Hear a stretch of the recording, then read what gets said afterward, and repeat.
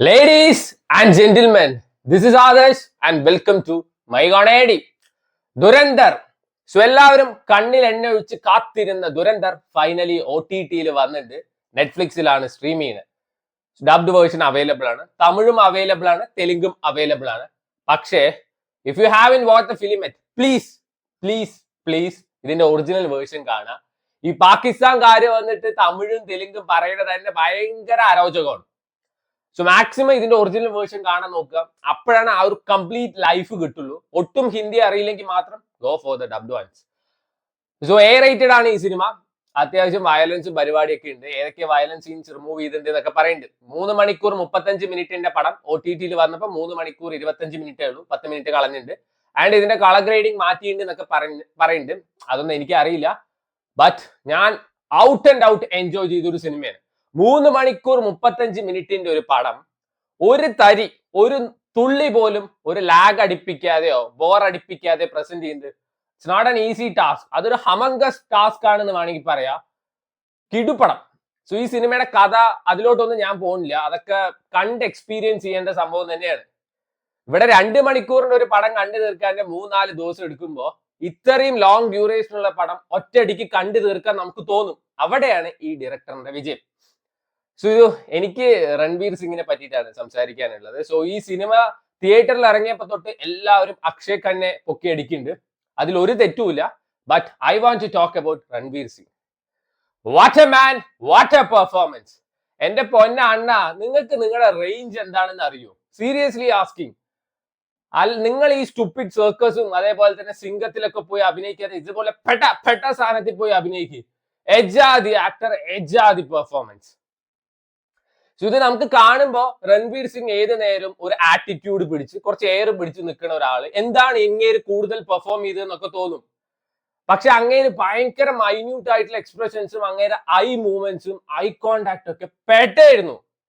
Air പിടിച്ച് നിൽക്കാൻ that something that anyone can do, actually every one can do. അതിന്റെ ഏറ്റവും വലിയ എക്സാമ്പിൾ ആണ് ഗൊമ്മട്ടം സുധീർ നായർ എയർ പിടിച്ച് നിൽക്കുന്നുണ്ട്. കോമാളിത്തരായിട്ടാ തോന്നി. എന്നാൽ ഇതില് അങ്ങേര് ആ ക്യാരക്ടർ ആയിട്ട് ജീവിക്കുന്ന പോലെയാണ് തോന്നിയത്. അജാതി പെർഫോമൻസ് ആയിരുന്നു. ഇതിലാ മറ്റേ താജ് ഹോട്ടലിൽ നടക്കുന്ന ബ്ലാസ്റ്റ്, ആ സീനിൽ അങ്ങേരെ ഐസ് എത്ര പവർഫുൾ ആണെന്ന് നമുക്ക് അവിടുന്ന് മനസ്സിലാവും. ഒരു നിസ്സഹായ അവസ്ഥ നമുക്ക് അതിന് അങ്ങേരെ ഐസിന്ന് കാണാം, കണ്ണിന്ന് കാണാം. അതേപോലെ തന്നെ ആ ഒരു റേജ് കാണാം, ദേഷ്യം കാണാം. അതേപോലെ തന്നെ മറ്റേ കൊച്ച്, ഇങ്ങേരെ കാമുകയായിട്ടുള്ള കൊച്ച് ഇങ്ങേരെ അടിക്കുന്ന ഒരു സീൻ ഉണ്ട്. ആ സമയത്ത് ഒരു നോട്ടത്തില് ആ കൊച്ചിന്റെ കംപ്ലീറ്റ് എക്സ്പ്രഷന് മാറി. അതിന്ന് മനസ്സിലാക്കുക രൺവീർ സിംഗിന്റെ ഐസ് എത്ര പവർഫുൾ ആണെന്ന്. കിട്ടു പെർഫോമൻസ് ആയിരുന്നു. So maybe I am the penguin here. എല്ലാവരും അക്ഷയ് ഖന്നയുടെ പിന്നാലെ പോകുമ്പോൾ ഞാൻ രൺവീർ സിംഗിന്റെ പിന്നാലെയാണ് പോണത്. ഒരിക്കലും അക്ഷയ് ഖന്ന മോശം പെർഫോമർ എന്നല്ല.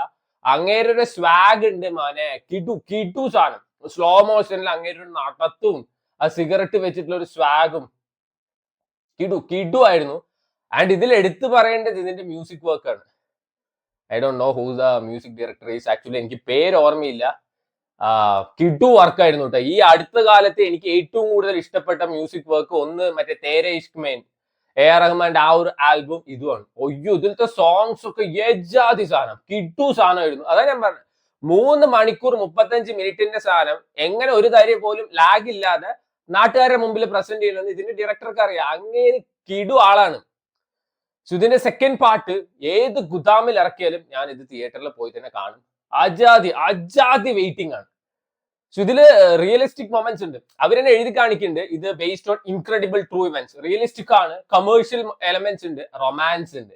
ഒരിക്കലും ഈ സിനിമയുടെ റൊമാൻസ് അവിഞ്ഞ റൊമാൻസോ തൊലിഞ്ഞ റൊമാൻസോ അല്ല.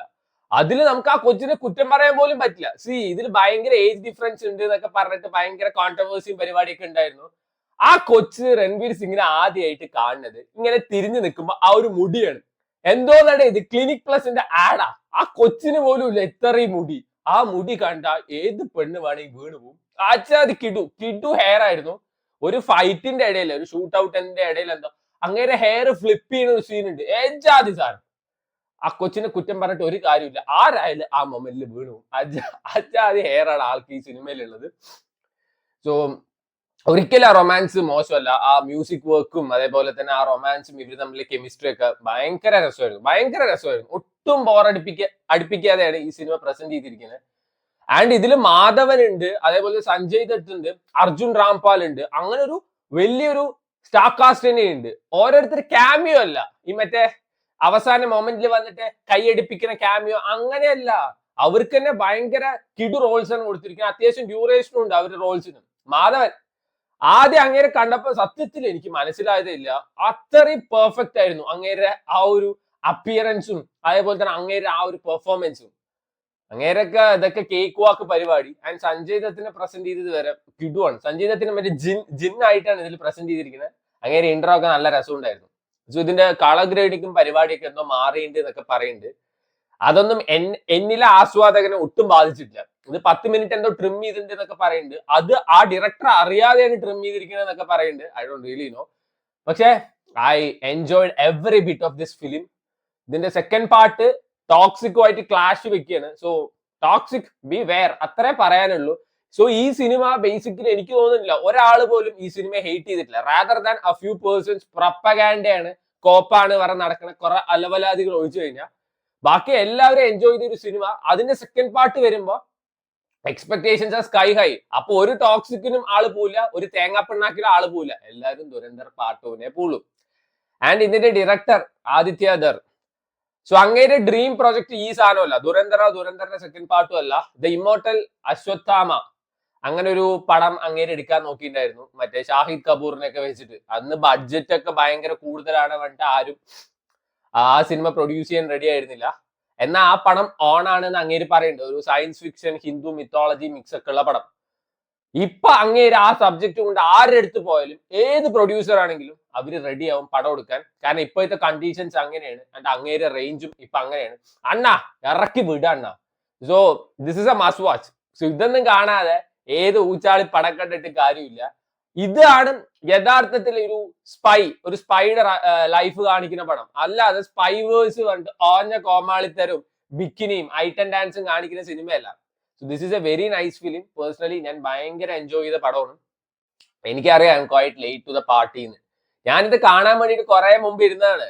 ഇത് റിലീസ് ആവുന്ന ദിവസം ഞാൻ മറ്റേ നമ്മുടെ അനശ്വര രാജന്റെ ചാമ്പ്യൻ കാണാൻ ഇരുന്നുണ്ടായിരുന്നു. അത് 2.25 മണിക്കൂർ എന്തോ ഉണ്ട്. ദാറ്റ് വാസ് ലൈക്ക് എ ഒരു ഒച്ചിന്റെ അവസ്ഥയായിരുന്നു. ആ പടം കണ്ടു തീർന്നപ്പോ തന്നെ തലവേദന എടുക്കാൻ തുടങ്ങി. പിറ്റേ ദിവസം ഞാൻ പോയിട്ട് റൈറ്റ് സൈഡ് കള്ളൻ, വലതുവശത്തെ കള്ളൻ കണ്ടു. അതും എനിക്ക് ഭയങ്കര തലവേദന എടുപ്പിച്ച് വലിച്ചു നീട്ടിയ ബബിൾക്കം പോലത്തെ ഒരു പടമാണ്. പിന്നെ അതൊക്കെ കഴിഞ്ഞിട്ട് തലവേദനയൊക്കെ മാറിയിട്ടാണ് ഞാൻ ഈ സാധനം കാണാനിരുന്നത്. പക്ഷെ കാണാനിരുന്നപ്പോ ഒരൊറ്റടിക്ക് ഞാൻ കണ്ടു തീർത്തു. This is something that I should have watched before. ഇതൊക്കെ തിയേറ്ററിൽ കാണേണ്ട സിനിമ തന്നെ ആയിരുന്നു. എന്തുകൊണ്ട് കാണാൻ പറ്റില്ല വെച്ചാൽ പാലക്കാടത്തെ തിയേറ്ററുകാർക്ക് പടം കൊടുക്കാൻ അറിയില്ല. ഹാർഡ്ലി ആ ഫ്യൂ തിയേറ്റേഴ്സിൽ മാത്രമാണ് ഈ സിനിമ ഉണ്ടായിരുന്നത്. ചില തിയേറ്റേഴ്സിലൊക്കെ പോയി കഴിഞ്ഞാൽ ഡ്രെയിനേജിന്റെ നാറ്റമൊക്കെയാണ് പാലക്കാട്. അതാന്ന് ഞാൻ പറയില്ല, പാലക്കാട് എല്ലാവർക്കും കുറച്ച് അറിയും. പറയുമ്പോൾ തിയേറ്ററൊക്കെ വൺ തിയേറ്ററാണ്. ഞാൻ യൂഷ്വലി പോകാറുള്ള തിയേറ്റർ ആവിഷ്കാർ സിനിമാസ് ആണ്. Something that is very close to my home. അതുപോലെ കിടു theatre, one of the best theatres in Palakkad എന്നൊക്കെ വേണമെങ്കിൽ പറയാം. പക്ഷെ അവർക്ക് പടം എടുക്കാൻ അറിയില്ല. അതായത് in a span of 10 days അവര് പരാശക്തി എടുത്തിട്ടുണ്ട്, വാത്തിയാർ എടുത്തിട്ടുണ്ട്, ബേബി ഗേൾ എടുത്തിട്ടുണ്ട്. ഈ 3 പടം 10 ദിവസത്തിനുള്ളിൽ എടുക്കുന്ന അത്ര പൈസയൊന്നും ദുരന്തർ എടുക്കാൻ ആവില്ല. ആൻഡ് ഇത്രയും കിടു പടമൊക്കെ ഇറക്കിയ ഡെഫിനറ്റ്ലി ലാംഗ്വേജ് ഒരു ബാരിയർ ആയിട്ട് കാണാതെ ആൾക്കാർ തിയേറ്ററിൽ വന്ന് സിനിമ കാണും. അയ്യേ അതൊന്നും എടുത്തില്ല. അവര് കുറെ മെസ്സേജ് അയച്ചിട്ടുണ്ടായിരുന്നു, ബ്രോ എടുക്കണ്ട ചോദിച്ചു. ഇല്ല എടുക്കില്ല. കേരളത്തിൽ തന്നെ ഡബ്ഡ് വേർഷൻ ഇല്ലാതെ ഓൾമോസ്റ്റ് 8 crores എന്തോ കളക്ഷൻ കിട്ടിയ സിനിമയാണ് ദുരന്തർ. പിന്നെ ഇതെടുത്താൽ ഡെഫിനറ്റ് ആയിട്ട് ആൾക്കാർ കാണാൻ വരും, ഷുവർ ആണ്. ഇനി ഇതിന്റെ സെക്കൻഡ് പാർട്ട് കാണാൻ എന്തായാലും ആൾക്കാർ പോകും. സോ സെക്കൻഡ് പാർട്ടെങ്കിലും ഇങ്ങനത്തെ തിയേറ്റേഴ്സ് എടുക്കുന്ന വിചാരിക്കാം. So try it out.